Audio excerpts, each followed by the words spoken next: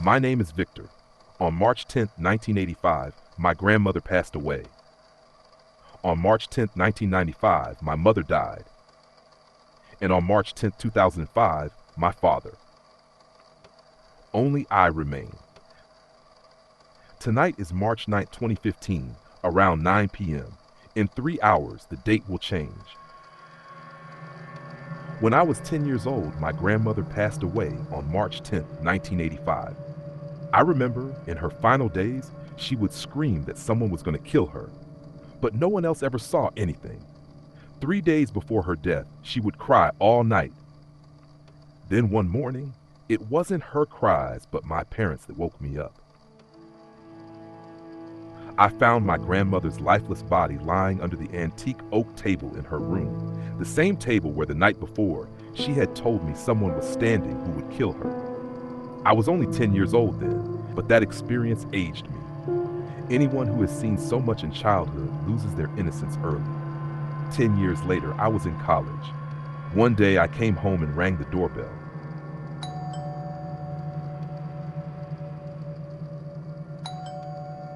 But no one answered.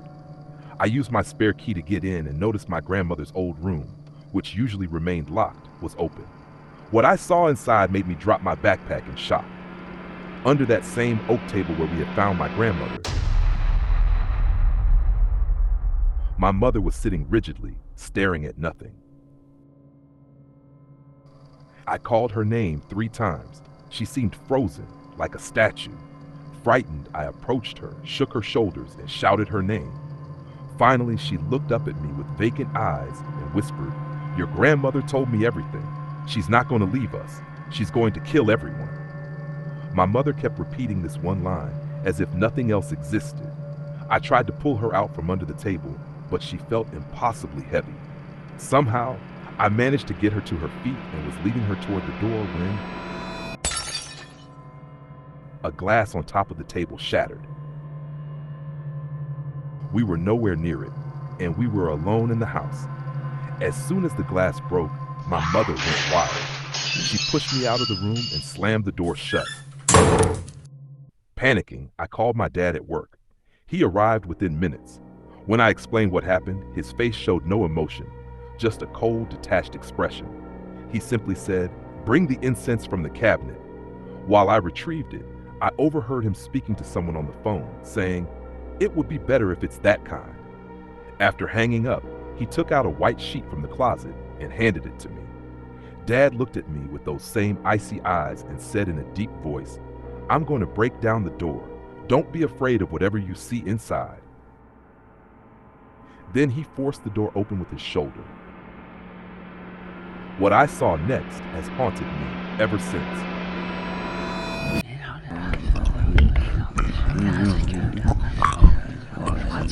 My mother was sitting under the table, chewing pieces of the broken glass as if it were food. Her face was covered in blood. When our eyes met, hers were unnaturally bright, as if it wasn't really her looking back at me. In her hand was a large shard of glass that had already done its work. She had slit her own throat. Blood poured out, and within minutes, my mother was gone. That was March 10th, 1995. At the funeral, my father kept me at a distance from everything, handling all arrangements himself. 10 years later, as March 2005 approached, a strange dread began to grow inside me. I found myself checking my grandmother's old room repeatedly. Every small noise in the house made me turn on all the lights. Until March 7th, my father seemed perfectly fine. But at midnight, he went to his bedroom and locked the door, something he never did. I knocked and called his name for what felt like hours, but he didn't respond. I went outside and looked through his window. I saw that he had moved that same oak table from my grandmother's room into his bedroom. He was sitting on top of it, talking to someone invisible, sometimes laughing, sometimes crying. "Leave me alone," he pleaded to the empty room. "You've already taken everyone. My mother, Rebecca too. If something happens to me, Victor will be all alone. Your anger is justified, but please, what you wanted, you'll get." "Dad! Dad!" I shouted from outside. Startled by my voice, he looked around frantically before climbing down from the table. When I re-entered the house, I found him in the kitchen, humming casually while making tea as if nothing had happened. For the next 2 days, I refused to leave his side. I took time off work and watched him constantly. On the night of February 11th, after dinner, I insisted on sleeping in his room. He went to use the bathroom, and when he didn't return after a long time, I called out to him. I heard the toilet flush and the water run.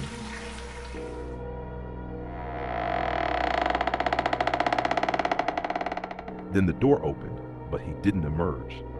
When I investigated, I found the bathroom flooded, but my father wasn't there. The window was open. Looking outside, I spotted him sitting in a corner of the backyard, muttering to himself like a man possessed. I approached him cautiously. Seeing me, he began to cry, then suddenly pushed me away. He ran to a spot in the yard and started digging frantically with his bare hands.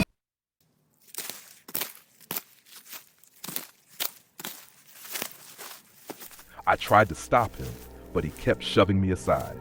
When he had dug a shallow grave, he laid down in it and said, "Victor, now she's taking me with her."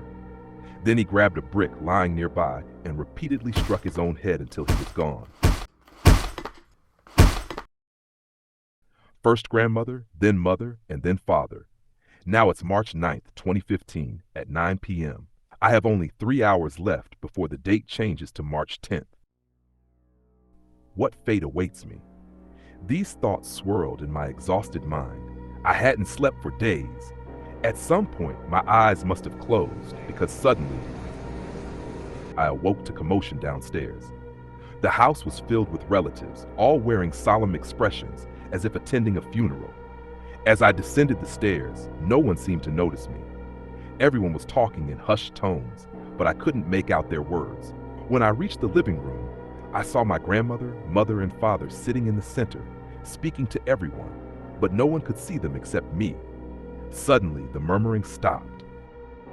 Everyone turned toward me and began moving closer, surrounding me. My grandmother, mother, and father cut through the crowd and approached me, saying in unison, "Now it's your turn."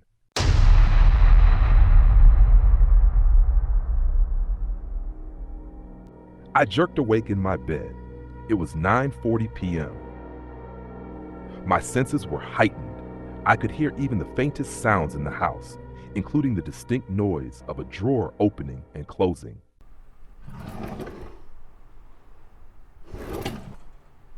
Following the sound, I was led to my grandmother's old room.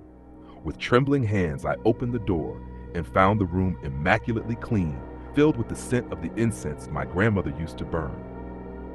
The drawer of that oak table was open, revealing an old diary. As I read through its pages, I uncovered a horrifying truth. The woman I had called mother my entire life was actually my father's second wife, my stepmother.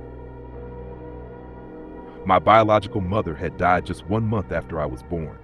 My aunt, who worked as a nurse at the hospital where I was born, had witnessed everything. After securing a male heir for the family, my grandmother, driven by greed for my real mother's inheritance, had orchestrated my parents' separation and arranged for my father to remarry a wealthier woman. The diary revealed that my biological mother had been poisoned with something that caused fatal dehydration shortly after giving birth to me. She had been left alone in that room near that same oak table as the poison slowly took effect. She died suffering and abandoned. As I finish reading, I see a woman standing before me. She weeps silently, not trying to frighten me.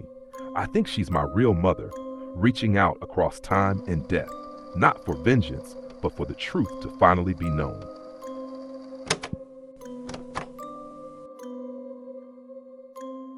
If you liked the video, please like and subscribe to the channel. Your support really means a lot.